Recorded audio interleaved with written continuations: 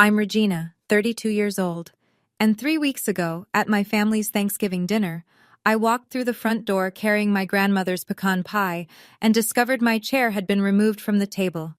23 relatives sat there. No one said a word. My mother looked at me and said, "There's no room for disappointments." I didn't cry. I didn't scream. I simply placed an envelope on my father's plate and said, "Happy Thanksgiving.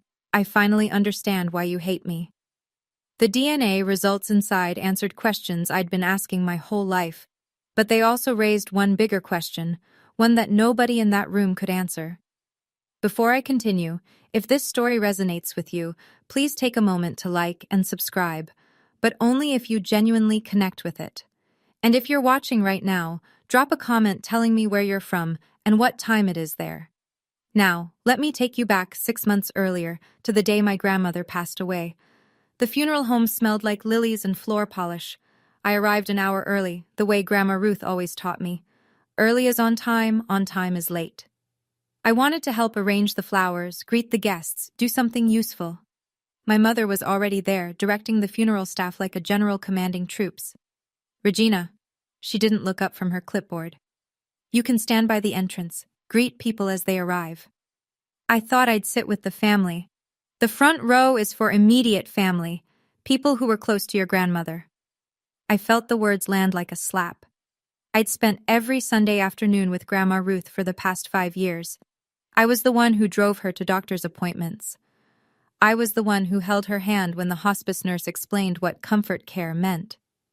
"Mom, I was close to her." She finally looked at me. That familiar expression, not anger, not disappointment, just nothing, like looking at a stranger on a bus. "Clarissa is flying in from Boston. She needs the space. You understand." I understood. I always understood. The service was beautiful. My sister Clarissa cried elegantly in the front row, dabbing her eyes with a monogrammed handkerchief while our mother held her. I stood in the back, near the guest book, watching my family grieve together without me. Afterward, people filed past to offer condolences. I shook hands, accepted hugs from distant relatives who couldn't quite remember my name.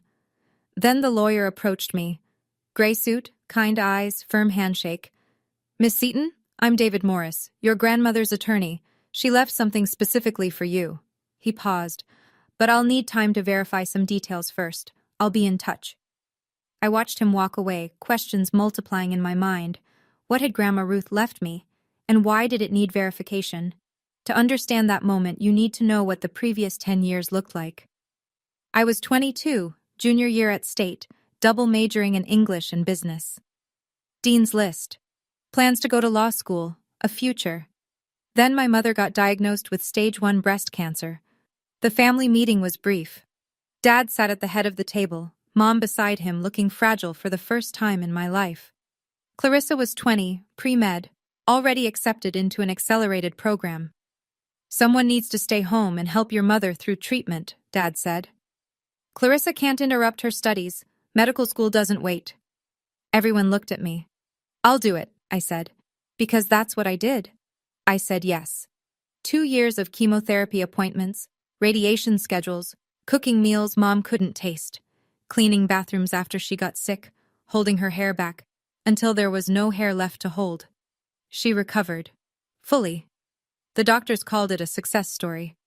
When I asked about going back to finish my degree, Dad shook his head. "You're 24 now. What's the point? Get a job, help with bills." Clarissa graduated medical school 4 years later. The party had 60 guests, a catered dinner, a champagne toast. I washed dishes until midnight. I found the family photo albums once, looking for a picture of Grandma Ruth for her birthday card. Clarissa had an entire book dedicated to her achievements. Dance recitals, soccer trophies, graduation ceremonies. I counted 3 photos of myself. Baby picture, kindergarten, one blurry shot at Christmas where I was half cut off by the frame. I asked Grandma Ruth about it once. She held my hand and said something I didn't understand at the time. "Your mother has a secret, sweetheart, and until she faces it, she'll keep punishing you instead of herself." I should have asked what she meant. I didn't. Some questions you're not ready to hear the answers to. 3 weeks before Thanksgiving, My phone rang at 7 a.m. Miss Seaton? David Morris, your grandmother's attorney. I sat up in bed, heart suddenly racing. Yes? I apologize it's taken so long. Your grandmother's instructions were very specific. The envelope couldn't be released until 6 months after her passing. She wanted to give you time to grieve before facing what's inside. He paused. The waiting period ended yesterday. I have everything ready for you. 6 months. Grandma Ruth had planned even that. Separate from the estate? The will had been read 2 months ago. Mom got the house, Clarissa got the jewelry and a trust fund. I got a set of vintage teacups and a handwritten recipe book. This was held in a private safety deposit box. She gave explicit instructions, only to be opened after her passing and only to be delivered to you personally. I met him at his office that afternoon. The envelope was thick, sealed with red wax. My grandmother's handwriting across the front. For Regina, when you're ready to know the truth. She also left a message, Mr. Morris said. He read from a small card. Read it when you're ready to face what I couldn't tell you in life. I'm sorry it took me so long. I love you, Ruthie. My hands trembled as I took the envelope. It felt heavy, not just paper heavy, but weighted with something else. Secrets. Answers. Things I wasn't sure I wanted to know. Did she say what's inside? I asked. No, only that you deserved the truth. I drove home with the envelope on my passenger seat like a bomb that might detonate. When I got to my apartment, I put it in my nightstand drawer. I wasn't ready. But Thanksgiving was coming, and somehow I knew that everything was about to change. I just didn't know how much. 5 days before Thanksgiving, my mother called. This was unusual. We didn't talk on the phone. Texts, sometimes. Brief, functional. Family dinner at 6. Bring a side dish. Never actual conversation. Regina. Her voice was clipped, efficient. Thanksgiving this year is at our house. The whole family. Both sides. Okay, I'll make Grandma Ruth's pecan pie. Clarissa has an announcement. Something wonderful. A pause waited with meaning. Everyone's coming. Aunts, uncles, cousins, 20-something people. This is important. I knew what she wasn't saying. Don't embarrass us. Don't be yourself. I'll be there. Good. Arrive an hour early. Someone needs to help set up the table. She hung up without saying goodbye. I sat with my phone in my hand, staring at nothing. Then I looked at my nightstand drawer. The envelope was still there, unopened. What was I so afraid of? I pulled it out, turned it over in my hands. The red wax seal. Grandma Ruth's familiar handwriting. When you're ready to know the truth. Was I ready? The next day, I found out what Clarissa's wonderful announcement was. She posted it on Instagram. A photo of herself cradling her very pregnant belly, a string of heart emojis, and the caption, Baby Ruth Seaton Wells arriving any day now. 3rd trimester glow is real. My perfect sister was having a perfect baby with her perfect lawyer husband. The family would celebrate. Champagne would flow. My mother would cry happy tears. And I would be there, invisible, passing the mashed potatoes. Something shifted in me then. A crack in the wall I'd built to survive. Maybe it was time to stop being invisible. That night, I opened the envelope. My hands shook as I broke the wax seal. Inside, a handwritten letter, 3 pages long. A folded document with a medical laboratory letterhead. A photocopy of what looked like a birth certificate, portions blacked out with marker. I read Grandma Ruth's letter first. My darling Regina, I'm sorry. I've carried this secret for 32 years, and I should have told you sooner. I was afraid of what it would do to our family, afraid of losing your mother, afraid of hurting you. But you deserve the truth. You are not Harold's biological daughter. I had my suspicions for years. The way your mother looked at you, not with love, but with something else. Guilt, maybe. Fear. Harold looked at you like a stranger he couldn't quite place. I told myself I was imagining things. 2 years ago I stopped imagining. I took samples, your hairbrush from my bathroom, Harold's water glass. I sent them to a private lab. The results are enclosed. 0% probability that Harold Seaton is your biological father. I confronted your mother. She begged me not to tell anyone. She cried and said if Harold found out, he'd leave her. She made me promise to stay silent. I kept that promise while I lived, but I won't let you spend the rest of your life not knowing who you are. Your mother refuses to reveal your biological father's identity. I tried to find out. I couldn't. That secret she guards with her life. I'm sorry I wasn't braver. I'm sorry I let her punish you for her own mistake. You didn't deserve any of it. I love you more than you know. Grandma Ruth. I read the DNA report 3 times. The numbers blurred through my tears. 0% match, 32 years of being treated like an outsider. Now I knew why. But who was my real father? I didn't sleep that night. I sat on my apartment floor, papers spread around me like evidence at a crime scene. The DNA report, the letter, the birth certificate with its blacked-out sections. Someone had deliberately obscured the father's name. My whole life rearranged itself in my mind. The way my mother flinched when I tried to hug her. The way my father looked through me like I was a window he'd rather keep closed. The way Clarissa got everything. The tuition, the parties, the praise, while I got the leftovers. It wasn't random.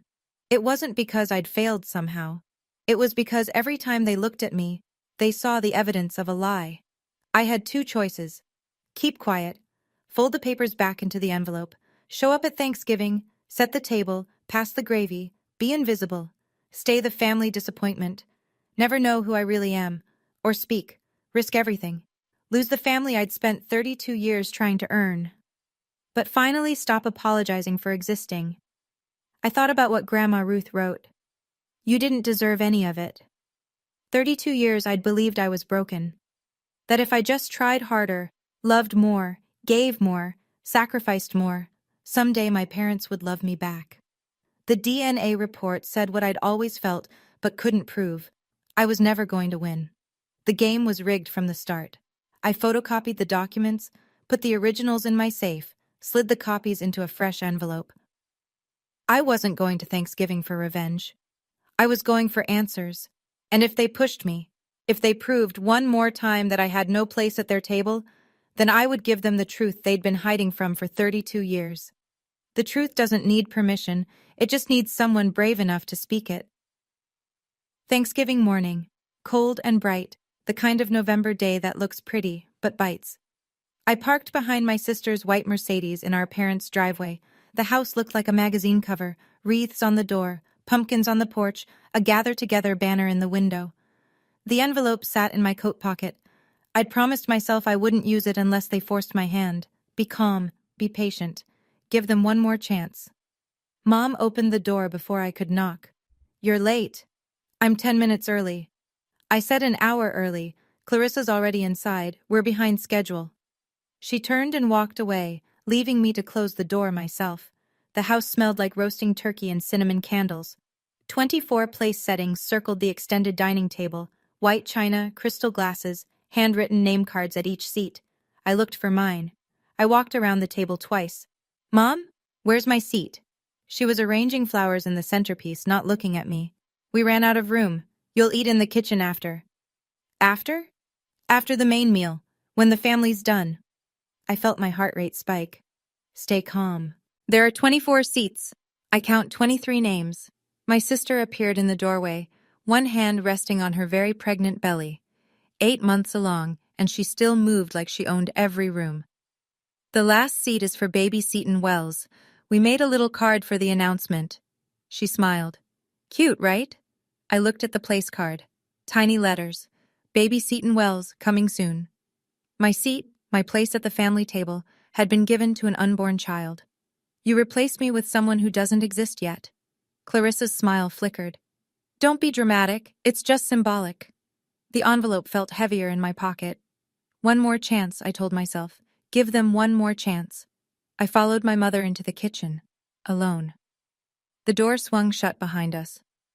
Mom, I need to talk to you. She was basting the turkey, back turned. Not now, Regina. 32 years I've done everything you asked. I dropped out of school to take care of you, and you can't give me a chair? You dropped out because you couldn't hack it. Don't rewrite history. You asked me to stay. Dad said Clarissa couldn't be interrupted. Clarissa had a future. She finally turned. Her eyes were flat, cold. You had a job. Helping this family, that's what you were good for. The words hit like ice water. Good for? You want the truth? Fine. You've always been different, difficult. I tried, Regina. God knows I tried to love you the way I love your sister. But there's something missing in you, something broken. I felt the envelope against my chest, the truth burning a hole in my coat. Something missing in me, I repeated. Or something you're not telling me?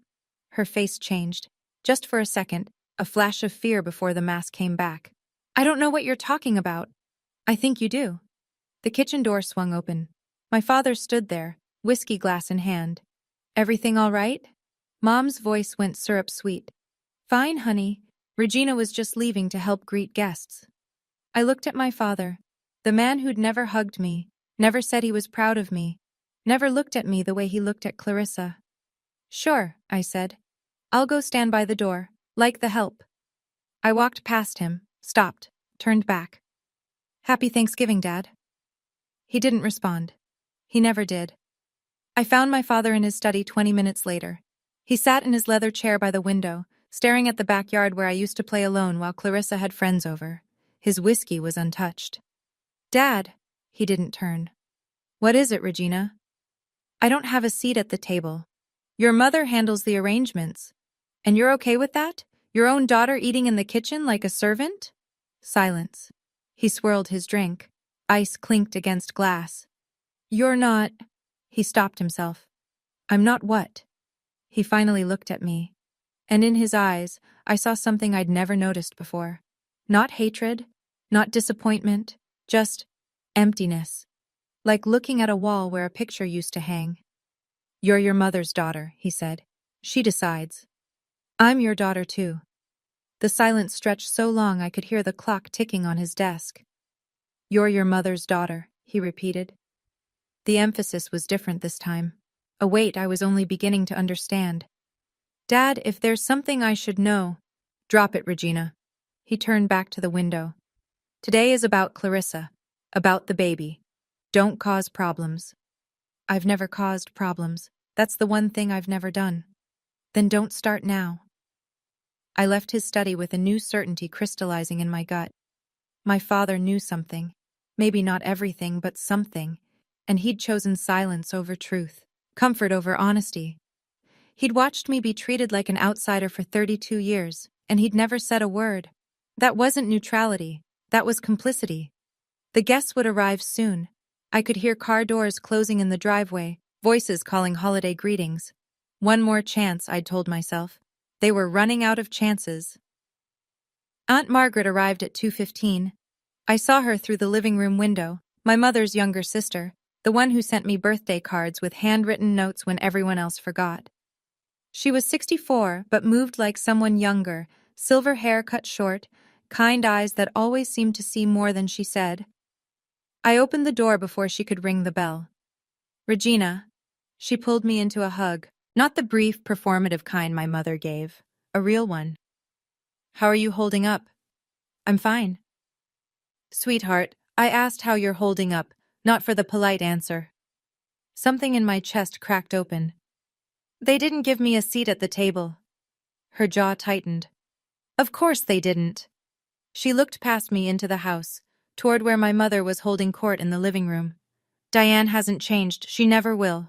I lowered my voice. Aunt Margaret, before Grandma Ruth died, did she ever talk to you about me? About anything unusual? She went still, very still. Why do you ask? The lawyer gave me something, from Grandma. She said I deserved to know the truth. Aunt Margaret's eyes closed briefly. When she opened them, they were wet. She sent you the results, didn't she? My heart stopped. You know? I drove her to the lab. Her voice was barely a whisper now. 2 years before she died. She made me promise not to tell anyone until she was ready. Then she got sick so fast and... Aunt Margaret, who is my real father? I don't know. Only Diane knows that. She gripped my hands. But whatever you're planning to do, Regina, be careful. Your mother has spent 32 years burying this. She won't let it come up without a fight. I'm not looking for a fight. No. She studied my face. You're looking for the truth. That's more dangerous. Aunt Margaret pulled me onto the back porch, away from the arriving guests. The November air bit through my sweater, but I barely noticed. Tell me everything. She rubbed her arms against the cold. It started about 3 years ago, right around when you started visiting her every Sunday. She finally had time alone with you, really alone. And she noticed things, the way you flinched when talking about your mother, the way you never mentioned your father with any warmth. She started asking questions. I thought I was imagining it. You weren't. Aunt Margaret's voice was soft. Ruth confronted Diane once, years ago when you were a teenager. Diane denied everything, screamed at her own mother, said Ruth was trying to destroy her marriage. They didn't speak for 6 months. But Grandma didn't give up. No, she waited, she watched, and 2 years before she died, she decided she needed proof. Aunt Margaret looked at me. She asked me to help. I didn't want to. It felt like betrayal, going behind my own sister's back. But Ruth said something I couldn't argue with. What? That child has spent her whole life being punished for a sin she didn't commit. If I don't find out the truth, she never will. My throat tightened. Even after death, Grandma Ruth was still fighting for me. We got the samples about 18 months before she passed, Aunt Margaret continued. Hair from your brush when you visited, water glass Harold used at a family dinner. Ruth sent them to a private lab. When the results came back, she wanted to tell you immediately. But then she got her diagnosis, and she was afraid of leaving you alone with that knowledge while she was dying. So she set up the delay with the lawyer. 0%, she nodded. Ruth confronted Diane one last time. Diane fell apart, begged on her knees, said if Harold found out he'd leave her, said it would destroy Clarissa. She made Ruth promise to take the secret to her grave. But Grandma couldn't do it. She couldn't let you spend your whole life in the dark. Aunt Margaret squeezed my hand. She loved you so much, Regina, more than you know. By 3 o'clock, the house was full. 23 relatives packed into the living room and dining area, filling the space with chatter and laughter and the clink of pre-dinner drinks. Cousins I saw once a year. Aunts who air-kissed my cheek without making eye contact. Uncles who called me Rachel or Rebecca before being corrected. I stood by the kitchen doorway, watching my family celebrate without me. My father tapped his wineglass with a fork. The room fell silent. Before we sit down, he said, I want to say how grateful I am for this family. For my beautiful wife Diane, who made this meal possible. For our daughter Clarissa, who makes us proud every day. He raised his glass toward my sister. And for my soon-to-be grandchild, who we already love more than words can say. No mention of me, not even a glance in my direction. Clarissa stood up, radiant in a cream-colored dress that showed off her baby bump. Her husband Marcus put his arm around her. Thank you all for being here, she said. We have an announcement, though I'm sure most of you already saw on Instagram. Light laughter. We're expecting, due any day now, and we've decided to name the baby Ruth after our grandmother. The room erupted in applause. My mother's smile flickered, just for a second, before she wiped what looked like happy tears. Everyone hugged Clarissa. I stood frozen. They were naming the baby after Grandma Ruth. I watched my mother's face carefully. She hadn't known about this. Clarissa had probably announced it to surprise her, thinking it would be sweet. The irony was so thick I could choke on it. My mother was trapped. She couldn't object without explaining why, and she couldn't explain why without revealing everything. For once, Clarissa's thoughtlessness had backed our mother into a corner. Aunt Margaret caught my eye across the room. Her expression said, "Not yet, be patient." But patience was getting harder by the minute. "Regina," my mother's voice cut through the noise. "Guests are seated. Go to the kitchen and make sure the serving dishes are ready. Let the adults enjoy the meal." Let the adults enjoy the meal. I was 32 years old. I need to pause here for a moment, because I know some of you understand exactly what I'm feeling right now. Have you ever stood at the edge of a family gathering, watching everyone else belong, wondering why you never could? If you have, comment "I understand" below. And if you haven't subscribed yet, now's the time, because what happens next changes everything. Let me tell you about the toast. The toast started innocently enough. Clarissa stood at the head of the table, sparkling cider in hand, no alcohol this close to her due date. Pregnancy glow in full effect. 23 faces looked up at her adoringly. I stood in the kitchen doorway, dish towel over my shoulder like a uniform. I want to thank everyone for being here, she began. Especially Mom and Dad, who sacrificed so much to give me every opportunity. The piano lessons, the private school, the medical degree. She laughed. I know I wasn't cheap. Polite chuckles around the table. And I want to acknowledge someone else. She turned toward me. My heart lifted for one stupid, hopeful second. My sister Regina, who stayed home when Mom was sick so I could pursue my dreams.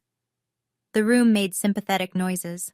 I waited for the rest, the gratitude, the recognition, something. Every successful family needs someone who stays behind, Clarissa continued. Someone to hold down the fort while the rest of us reach for the stars. Regina is that person. She's our foundation. Foundation. The thing people stand on. Walk over, never see.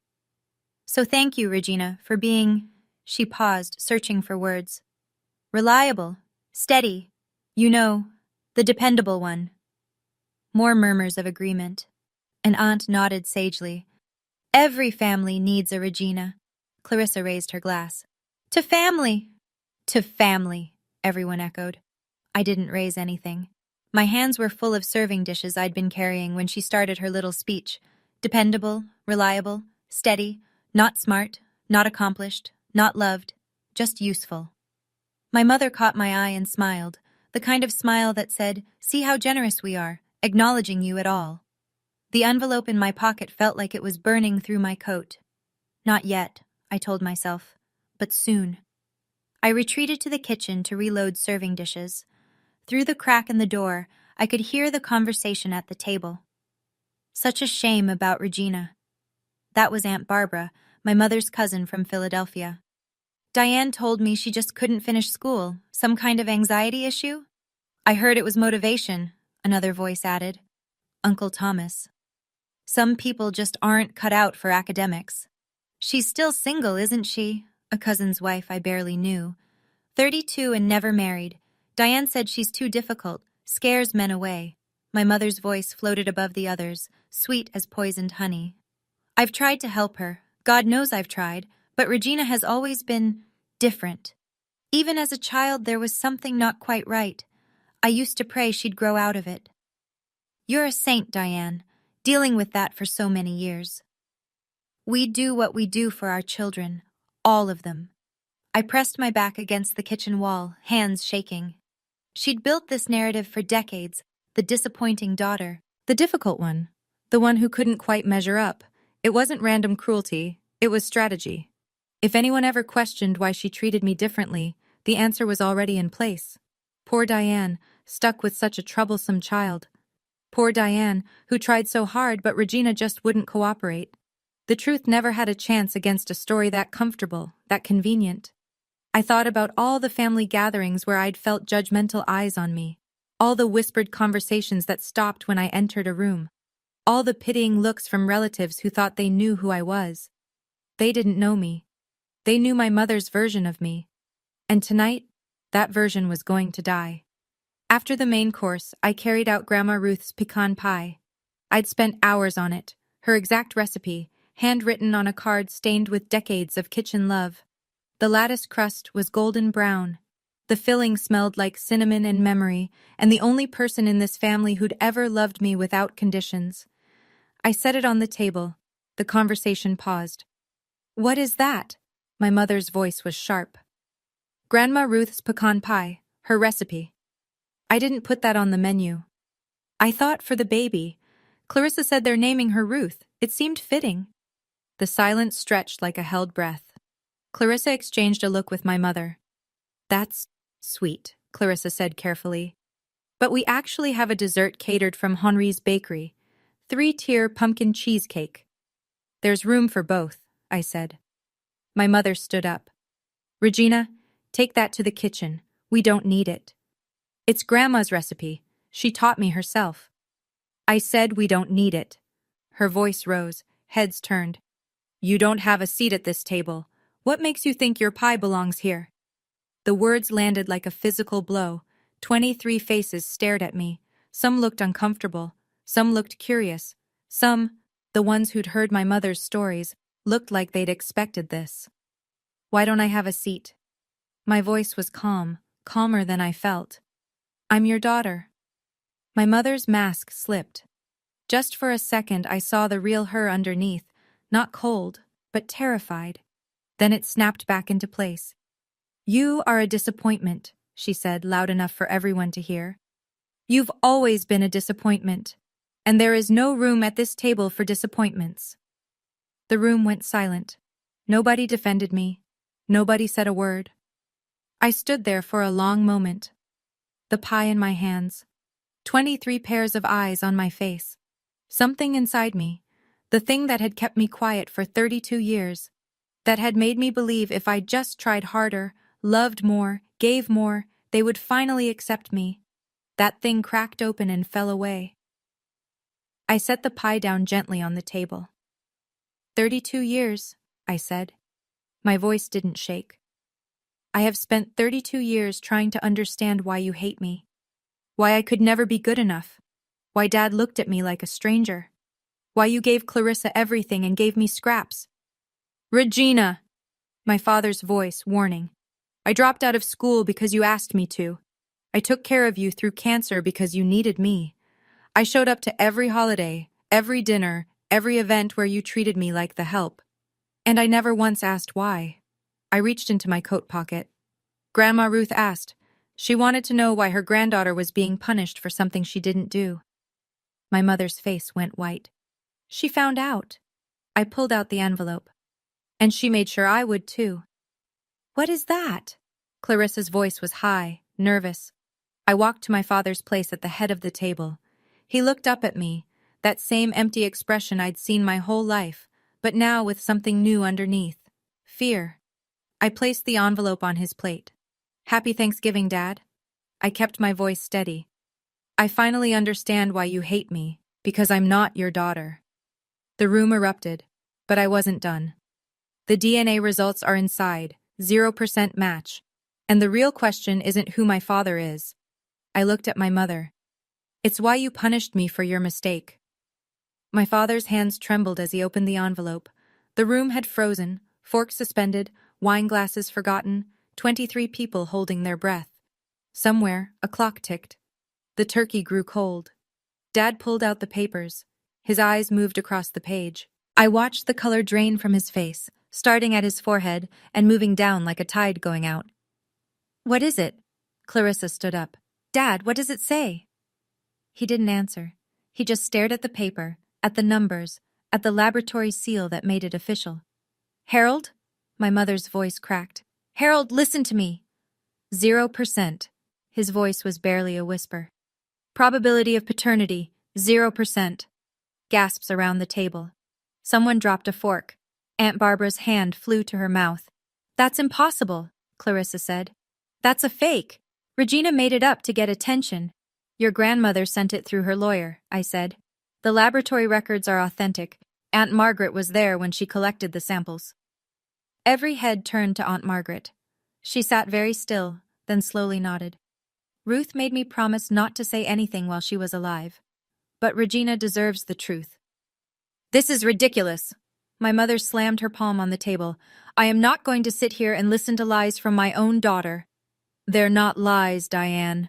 My father's voice was hollow.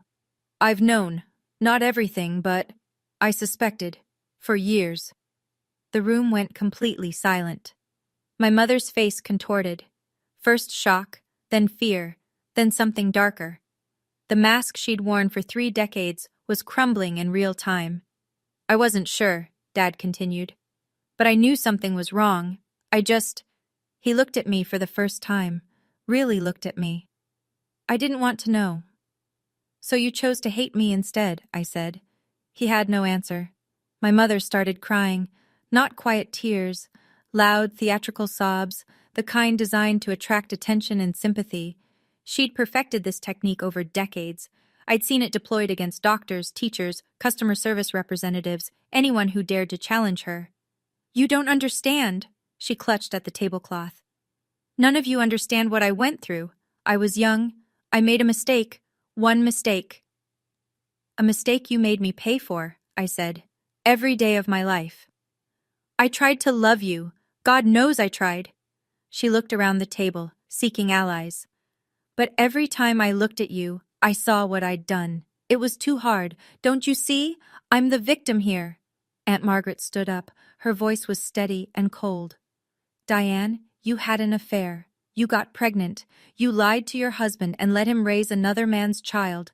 And when that child became a daily reminder of your guilt, instead of dealing with it, you abused her. I never abused anyone. You denied her love. You denied her a place at your table. You told everyone who would listen that she was broken, difficult, a disappointment, so that no one would ever believe her over you. Murmurs around the table, people shifting in their seats.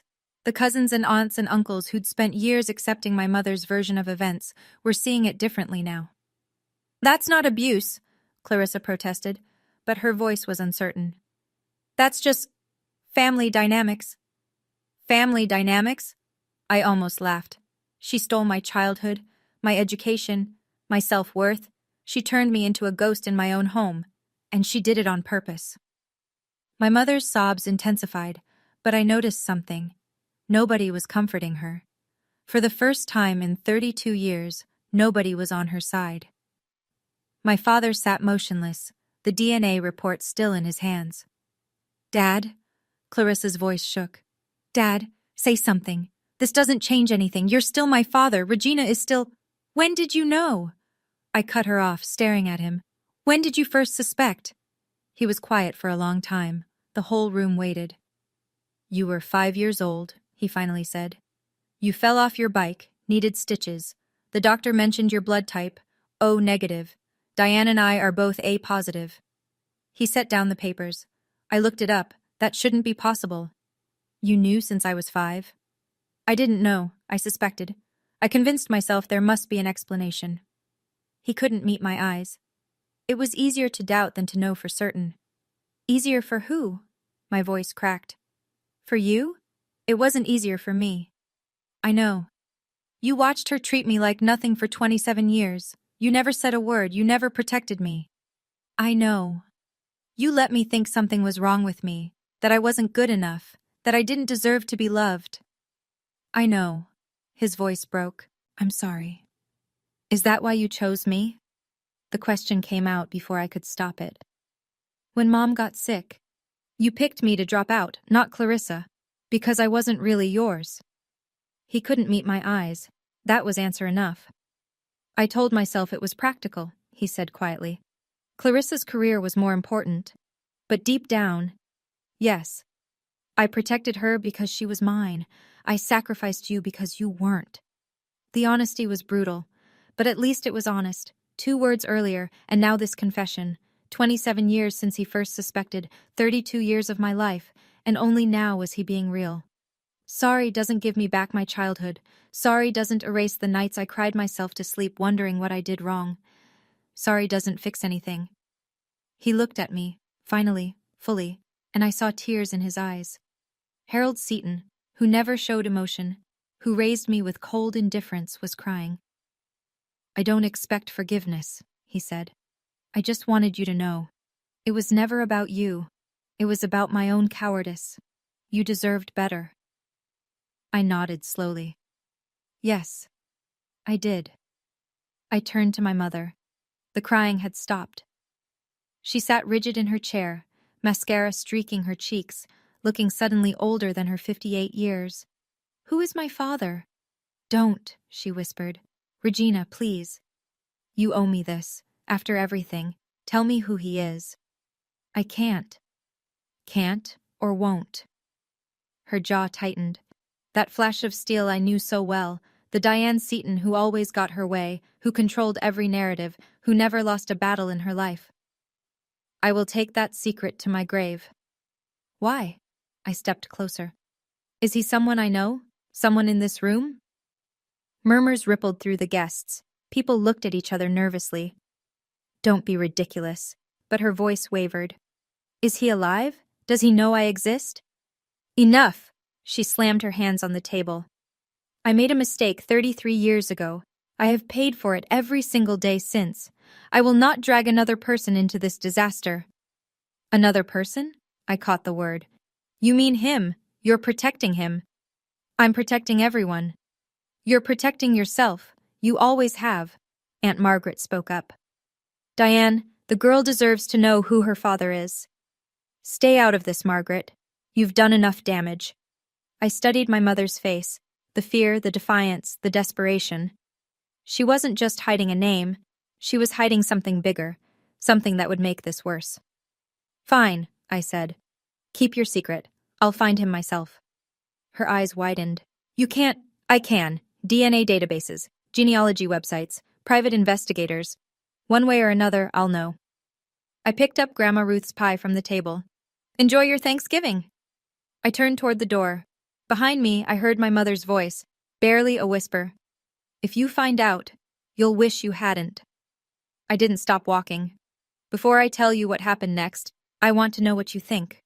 Who do you believe my real father is? Someone my mother worked with? Someone from the family? Comment your theory below. I read every single one. If you're new here and this story has you hooked, hit subscribe and the notification bell. Because the aftermath of that Thanksgiving, it changed everything. Let me tell you about the fallout. I walked to the front door, Grandma Ruth's pie in my hands, 23 pairs of eyes on my back. Clarissa caught up with me in the hallway. Regina, wait. She grabbed my arm. Her face was blotchy, mascara running. You can't just leave. You've destroyed everything. Did you hear what I said in there about the DNA? I heard. Her voice cracked. But that doesn't... you're still my sister, right? We grew up together. Mom is still your mom. For a moment, I saw something real in her eyes. Fear. The same fear I'd lived with my whole life, the terror of not belonging. Then it hardened into something else. This was supposed to be my day. My special day. And just like that, the moment was gone. I stopped, turned. My sister's perfect face was flushed, panicked, mascara threatening to run. What exactly did I destroy, Clarissa? Thanksgiving, Mom and Dad's marriage, my pregnancy announcement. Her voice rose. This was supposed to be my day, my special day, and you made it about you. I looked at her, really looked, for the first time in years. The golden child, the perfect daughter, the one who got everything I was denied. You've had 32 years of special days, I said quietly. Every birthday party that was bigger than mine. Every achievement that was celebrated while mine was ignored. Every time Mom looked at you with love and looked at me with nothing. That's not my fault. No, it's not. I pulled my arm free. But you enjoyed it. You never once questioned why I was treated differently. You never stood up for me. You just accepted that you deserved more. Her mouth opened, closed. No words came out. I'm not angry at you, Clarissa. I'm just done pretending we're sisters in any way that matters. We share a mother. We share a woman who loved you and resented me. That's not the same thing. I opened the front door. Cold November air rushed in. Regina. Clarissa's voice was small now. Will I ever see you again? I considered the question. 32 years of being her shadow, her backdrop, her foil. Maybe. When you're ready to see me as a person instead of a prop. I stepped out into the cold. The door closed behind me. I didn't look back. I was halfway to my car when I heard footsteps behind me. Aunt Margaret caught up, slightly out of breath, her coat unbuttoned. Regina, wait, please. I stopped, but didn't turn around. My hands were shaking, from cold or adrenaline, I couldn't tell. You don't have to go through this alone. She came around to face me, her kind eyes wet with tears. Ruth would be so proud of you, standing up like that, telling the truth. I'm not sure proud is the right word. My voice wavered. I just blew up my entire family. No, sweetheart. Your mother blew it up 32 years ago. You just showed everyone the wreckage she'd been hiding. She pulled me into a hug and something broke inside me. I cried, really cried, for the first time that night. For the grandmother who loved me. For the childhood I never had. For the truth that hurt as much as it healed. What do I do now? I whispered. Aunt Margaret pulled back and reached into her coat pocket. She handed me a folded piece of paper. Ruth wanted you to have this. She was going to give it to you herself, but she ran out of time. I unfolded it. A name, an address, a phone number. What is this? A private investigator specializes in genealogical searches. Ruth had already started the process of finding your biological father. She paused. She narrowed it down to 3 possibilities before she got too sick to continue. 3? One died in 2015. One lives in Europe. She pointed to the address. One lives 20 minutes from here. My heart stopped. 20 minutes. He doesn't know about you, Aunt Margaret said softly. But if you want to find out who he is, this woman can help. I clutched the paper like a lifeline. I drove for an hour before I realized I wasn't going home. The highway stretched out dark and empty. Other families were inside, warm, eating leftover pie, watching football. Normal Thanksgiving things.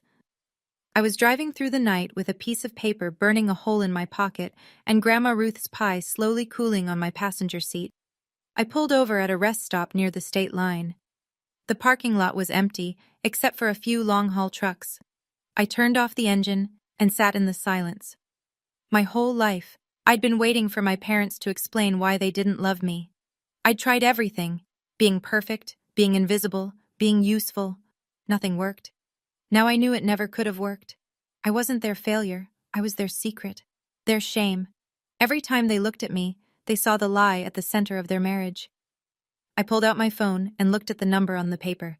The investigator. The trail to my biological father. Part of me wanted to call right now, drive to his house, knock on his door. Another part was terrified. What if he was worse than Harold? What if he knew about me and didn't care? What if finding him just gave me another father who didn't want me? I looked up at the sky through my windshield. The stars were bright out here, away from the city lights. Grandma, I whispered, what do I do? The wind picked up, rocking my car gently. I thought about what she'd written in her letter. You deserve to know who you are. Maybe that was the answer. Not what I would find, but who I would become in the searching. I turned the car back on. I still didn't know where I was going, but for the first time, I was the one driving. 1 week after Thanksgiving, my phone buzzed with a text from Aunt Margaret. Your father filed for divorce this morning. Thought you should know. I stared at the message for a long time. 35 years of marriage, ended with a courthouse filing. Over the next few days, the updates trickled in. Harold had moved into a hotel downtown. He'd hired a lawyer, a good one, apparently. Diane was claiming the DNA test was inadmissible, that I'd fabricated it for attention, that she was the victim of a coordinated attack. Nobody was buying it. The family is splitting, Aunt Margaret told me over coffee that Saturday. Barbara called to apologize for all the things she said about you over the years. Said she feels sick about it. Thomas wants to have lunch with you, says he judged you unfairly. Now they believe me. Now they can't pretend they don't. She stirred her coffee. Your mother called me 17 times yesterday. She's losing the narrative, and she doesn't know how to function without it. My phone buzzed again. Clarissa, the 7th call this week. I let it go to voicemail, then read the transcript. Regina, please call me back. I'm 8 weeks pregnant and my parents are getting divorced and you won't talk to me. This stress isn't good for the baby. Whatever I did, I'm sorry, okay? Just, please. I deleted it. That's cold, Aunt Margaret observed. She's not sorry for what she did. She's sorry she's uncomfortable. I put my phone away. There's a difference. There is. Aunt Margaret nodded slowly. What about Harold? He called the bookshop looking for you. I know. Are you going to talk to him? I thought about it. The man who knew or suspected and chose silence. The man who let me suffer to protect his own comfort. Eventually, when I'm ready. If I was ever ready. 2 weeks after Thanksgiving, Harold found me. I was shelving books in the biography section when I heard the bell above the door. Something made me look up. He stood in the entrance, smaller than I remembered. Older. His coat hung loose on his shoulders like he'd lost weight. Regina. His voice was hoarse. Can we talk? I led him to the coffee corner at the back of the shop. We sat across from each other at a small table, Two people who'd lived in the same house for 18 years and never really known each other. "I'm not going to make excuses," he started. "What I did, what I didn't do, was wrong." "When you suspected," I said, "when you first doubted I was yours, what stopped you from finding out for sure?" He stared at his hands. "Fear. If I knew for certain, I'd have to do something about it. Leave Diane, tear the family apart, face what it meant about my marriage." "So you punished me instead?" I told myself I wasn't. I told myself I was just keeping my distance, being fair. He laughed bitterly. "Fair. I convinced myself that treating you like a stranger was fair. It wasn't." "I know." He looked up at me, eyes red-rimmed. "You were a child, Regina. You didn't ask to be born into this mess, and I made you carry the weight of my own cowardice." I felt something shift inside me. Not forgiveness, not yet, maybe not ever, but something like acknowledgement. "There's something you should know," he said, reaching into his jacket. "After Thanksgiving, I couldn't sleep. I went through old boxes in the garage, things from when Diane and I first got married. I found her work albums from the accounting firm." He slid a photograph across the table. A company picnic, summer 1992. My mother in a sundress, laughing at something off camera, and next to her, his hand almost touching her shoulder, a young man with dark hair and kind eyes. "James Martin," Harold said. "He was an accountant there. I remember being jealous of how often she mentioned him. Then she got pregnant with you, and he transferred away, and I told myself I was being paranoid." I picked up the photo, and the world tilted sideways. The photograph showed a young man in a business suit, dark hair, kind eyes, a smile that looked vaguely familiar. "James Martin," Harold said. "He was an accountant at the firm where your mother worked as a secretary. They were close for about a year before she got pregnant with you." I couldn't stop staring at the photo. Something about the eyes, the set of the jaw. "Does he know about me?" "I don't think so. He transferred to another company before Diane started showing. According to what I found, they never spoke again." I turned the photo over. Nothing on the back. "Why are you giving me this?" Harold was quiet for a long moment. "Because Ruth was right. You deserve to know who you are. And because—" He took a breath. "Because it's the only thing I can give you that might matter." I thought about the investigator's information in my apartment, the 3 possibilities. One dead, one in Europe, one 20 minutes away. "Where does he live?" "Maple Street, about 15 minutes from here." Harold's voice was steady. "He's 62, retired last year.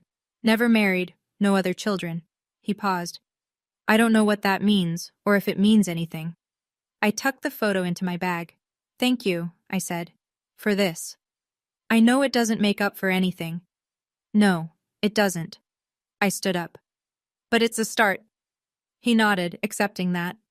I walked him to the door. Before he left, he turned back. "Regina, whatever you find out, whoever he is, I hope he's better than me." "That's a low bar." "I know." He almost smiled.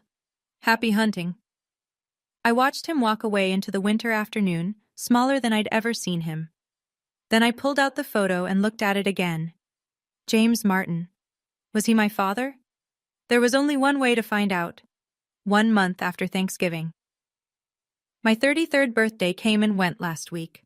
Aunt Margaret baked a cake shaped like a stack of books, and for the first time in memory, I actually celebrated. I'm sitting in my new apartment, a studio above a bakery on Oak Street, 3 blocks from Aunt Margaret's house. The walls are bare except for one photograph, me and Grandma Ruth at my 8th birthday party. The only picture from my childhood where I'm genuinely smiling. Things are different now. I enrolled in community college, evening classes, twice a week. Business administration. The degree I never got to finish. My professor is younger than me. I don't care. The bookshop gave me more hours. The owner, Mrs. Patterson, told me she'd always wanted to make me assistant manager but thought I wasn't interested. "You seemed so beaten down," she said. "Like you didn't believe you deserved more." She was right. I didn't. I'm learning to. Clarissa had her baby last week. A girl. They named her Ruth, like they said they would. My mother called to tell me, first time we'd spoken since Thanksgiving. Your niece was born, she said, voice carefully neutral. I thought you'd want to know. Congratulations, I said. I hope she's healthy. She is, 7 pounds 4 ounces. Clarissa wants you to come visit. I'll think about it. Regina. I'll think about it, Mom. I hung up. I didn't feel guilty. That's new for me. The investigator's number is saved in my phone. I've called 3 times now. She confirmed what Harold told me. James Martin, 62, lives on Maple Street. Retired architect. No family of his own. I haven't gone to see him yet. Some days I think I'm ready. Other days the fear wins. But I'm not giving up. I'm just taking my time. For the first time in my life, I have all the time I need. Nobody's making me rush anymore. Last night, I read Grandma Ruth's letter again. I've read it so many times the paper is soft at the creases, the ink starting to fade where my fingers have touched it most. But there's one part I keep coming back to. A postscript I almost missed the first time, written in smaller letters at the bottom of the last page. P.S. Regina, I want you to remember something. You were not a mistake. You were not a punishment. You were not something to be ashamed of. You were a miracle I got to love for 30 years. The bravest, kindest, most resilient person I've ever known. Not in spite of what you went through, but because of how you survived it. Your mother's choices are not your story. Her shame is not your burden to carry. You are allowed to be happy. You are allowed to be loved. You are allowed to take up space in a room without apologizing for existing. Whoever your father is, wherever he is, he doesn't define you either. You are already whole. You always have been. I'm sorry I couldn't be there to see you rise. But I know you will. You were born to. Find your truth, but don't let it consume you. Live, sweetheart. That's the only revenge that matters. All my love, forever, Grandma Ruth. I held the letter to my chest and cried. Not the broken, hopeless tears I'd cried so many times before. These were different. Cleansing, like rain after a drought. She believed in me when no one else did. She saw me when everyone else looked away. And even though she's gone, I feel her with me, in this apartment, in my choices, in the life I'm finally building for myself. I'm trying, Grandma, I whispered. I'm really trying. Somewhere, I know she heard me. Today. I'm sitting at my kitchen table, with 4 chairs, in my apartment, looking at my phone. There's a text message I haven't opened yet. It arrived this morning from a number I don't recognize. I already know what it says. The investigator told me it was coming. James Martin found out about me. Someone, Harold probably, told him. He reached out through the investigator, asking if I wanted to meet. I've read the preview 50 times. Hello, Regina. I don't know if this is welcome, but I recently learned that I might be... The rest is hidden behind the notification. I haven't swiped to open it yet. Aunt Margaret is coming for dinner tonight. I made Grandma Ruth's pot roast, another recipe from the handwritten book. The apartment smells like rosemary and home. There's a photo on my fridge now. Me and Aunt Margaret at the bookshop, the day I got promoted to assistant manager. Both of us grinning like idiots. I'm 33 now, a college student again. I have a job I actually care about, an aunt who loves me, and a grandmother who believed in me when no one else did.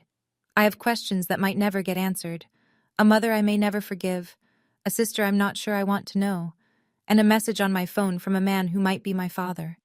I'll open it, eventually, when I'm ready. But not right now. Right now, I have a pot roast to finish, an aunt to hug, a life to live.